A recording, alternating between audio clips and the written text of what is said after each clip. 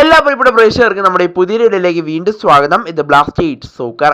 ഇന്നത്തെ ISL മത്സരത്തിൽ പഞ്ചാബ് FC-യും അതുപോലെ തന്നെ ജംഷഡ്പൂർ FC-യും തമ്മിലുള്ള പോരാട്ടമായിരുന്നു നടന്നത്.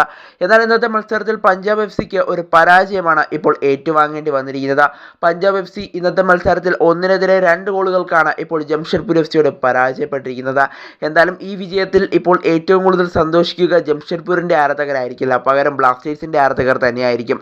കാരണം ഇന്നത്തെ മത്സരത്തിൽ പഞ്ചാബ് വിജയിച്ചിട്ടുണ്ടായിരുന്നെങ്കിൽ ബ്ലാസ്റ്റേഴ്സിന് താഴേക്ക് ഇറങ്ങേണ്ടി വരുമായിരുന്നു. അതായത് പോയിന്റ് ടേബിളിൽ ബ്ലാസ്റ്റേഴ്സിന് 9ാം സ്ഥാനത്തേക്ക് ഇറങ്ങേണ്ടി വരുമായിരുന്നു.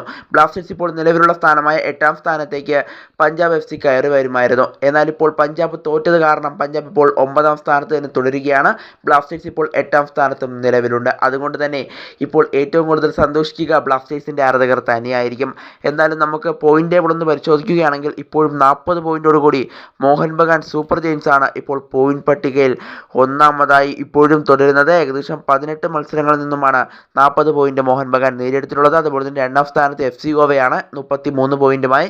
അതുപോലെ തന്നെ ജംഷഡ്പൂർ ഇപ്പോൾ ഈ വിജയത്തോടു കൂടി 3ാം സ്ഥാനത്തേക്ക് എത്തിയിട്ടുണ്ട്. ബംഗളൂരുവിനെ പിന്നിലാക്കിക്കൊണ്ടാണ് 3ാം സ്ഥാനത്തേക്ക് എത്തിയിരിക്കുന്നത്, 31 പോയിന്റ്. അതുപോലെ തന്നെ 4ാം സ്ഥാനത്ത് ബംഗളൂരു, അതുപോലെ തന്നെ 5ാം സ്ഥാനത്ത് മുംബൈ സിറ്റി, 6ാം സ്ഥാനത്ത് നോർത്ത് ഈസ്റ്റ്, അതുപോലെ തന്നെ 7ാം സ്ഥാനത്ത് ഒഡീഷ, 8ാമത് കേരള ബ്ലാസ്റ്റേഴ്സ്. അതുപോലെ തന്നെ ഇന്ന് പരാജയപ്പെട്ട പഞ്ചാബ് ആവട്ടെ 16 മത്സരങ്ങളിൽ നിന്നും 20 പോയിന്റുമായി 9ാം സ്ഥാനത്ത്.